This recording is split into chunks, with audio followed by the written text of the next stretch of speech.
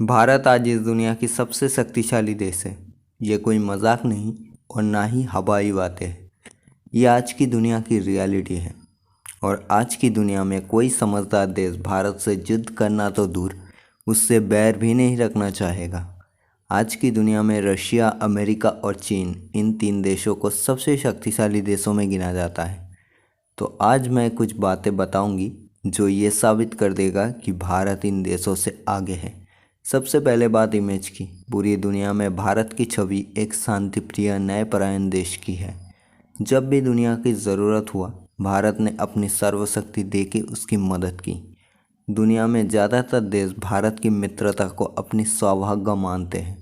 दुनिया में कोई भी देश भारत के बात पे विश्वास करते हैं और भारत पे पूरी भरोसा करते हैं। जानी पूरी दुनिया में भारत की छवि एक विश्वासयोग्य देश की है। और अगर बात करें अमेरिका की, तो अमेरिका एक युद्धबाज देश है।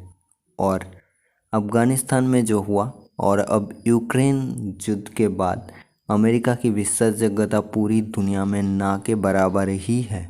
और रशिया की बात करें तो रशिया भी एक युद्धबाज देश ही है। और चीन तो पूरी दुनिया में चालबाज नाम से ही विख्यात है। और अब श्रीलंका की जो हालत हुई है, उसे देखकर शायद ही कोई देश चीन पर भरोसा करे। और अगर बिजनेस की बात करें तो भारत आज दुनिया की सबसे बड़ा बाज़ार है। दुनिया की ज़्यादातर बड़े कंपनियों का इनकम का सबसे बड़ा हिस्सा भारत से ही आता है। इसमें कुछ नाम है: Facebook, Google, YouTube, Microsoft, Samsung जैसा कंपनी। अगर कोई देश अपनी बिजनेस बढ़ाना चाहता है तो उसे भारत आना ही पड़ेगा।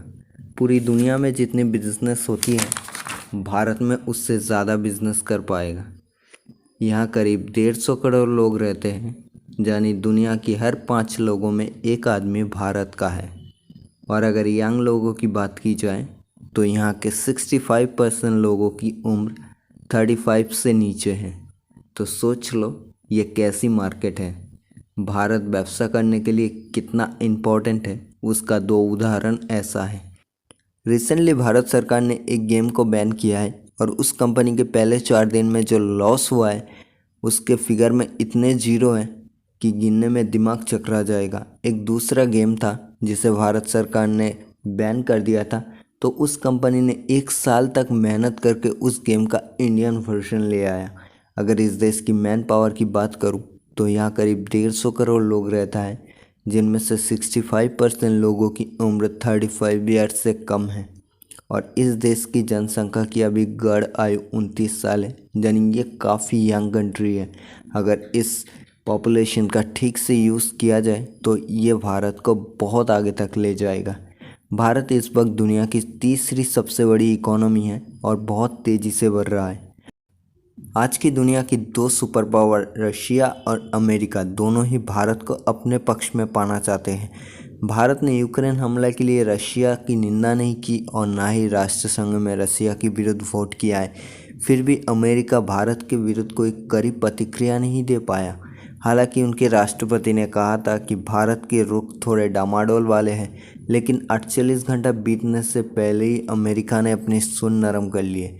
इस वक्त जब अमेरिका और पश्चिमी देश रशिया पे बैन लगा चुके हैं, तब भी भारत रशिया से तेल खरीद रहा है और फिर भी अमेरिका भारत के विरुद्ध कुछ नहीं बोल सकता। और इससे आप लोग समझ सकते हैं भारत इस वक्त कितनी ताकतवर है और उसकी इम्पोर्टेंस क्या है दुनिया की राजनीति में।